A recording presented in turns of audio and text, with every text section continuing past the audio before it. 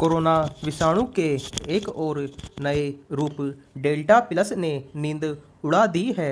चिंता की बात ज़्यादा इसलिए है कि हाल में इसके 40 से ज़्यादा मामले आ गए। ये मामले किसी एक नहीं बल्कि 5 राज्यों के हैं।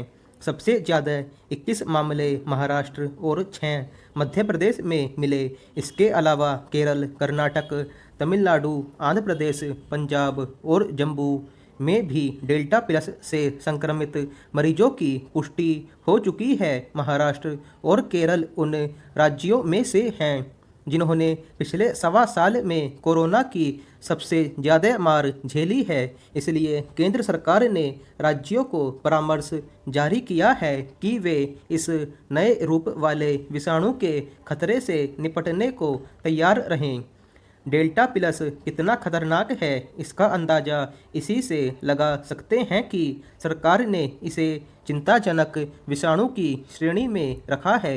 दूसरी लहर ने जिस तरह से तबाही मचाई, उससे सबक लेते हुए अब केंद्र और राज्यों को सतर्कता बरतना जरूरी है।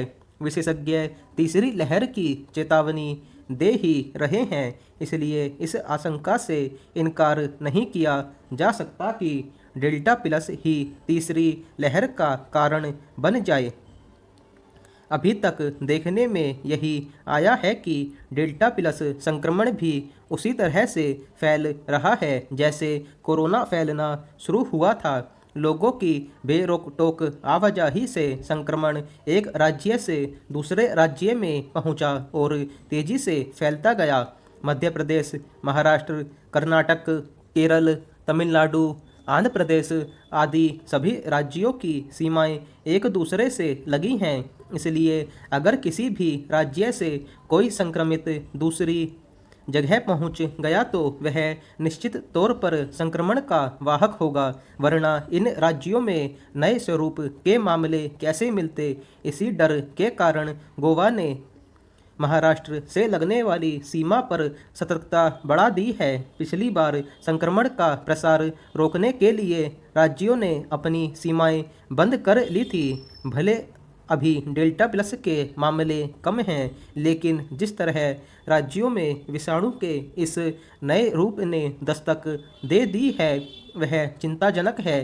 कहने को डेल्टा प्लस के मामले अमेरिका, रूस, चीन, ब्रिटेन, जापान, पोलैंड, स्विट्जरलैंड और नेपाल में भी मिले हैं, पर इनमें से किसी भी देश ने चिंताजनक करार नहीं दिया है।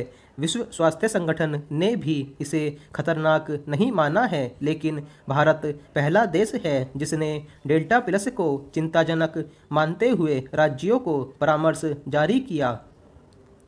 कोरोना विषाणु अब तक हजारों तरह के रूप बदल चुका है। वैज्ञानिकों के लिए यह कोई कम बड़ी मुश्किल नहीं है। विषाणु के रूप बदलते रहने के कारण संक्रमितों की जांच से लेकर टीका विकसित करने तक में बाधाएं आती हैं। यह तय कर पाना भी आसान नहीं रह जाता कि कौन सा मरीज किस रूप के विषाणु से संक्रमित है और कौन सा टीका किस किस रूप का तोड़ बन सकता है।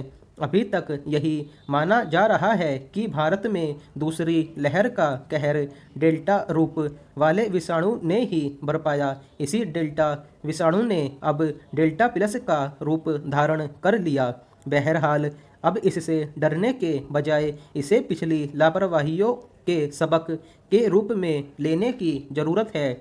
जांच और संक्रमित व्यक्ति के संपर्कों में आने वालों का पता लगाकर उन्हें एकांतवास में रखने और पर्याप्त इलाज देने की ज़रूरत है। संक्रमितों की जांच से लेकर इलाज तक में जिस तरह की लापरवाही और कुप्रबंधन का जो खामियाजा हमने भुगता है, उससे अब बचना होगा, नहीं तो बहरूपिया विषाणु और घातक साबित हो सकता है।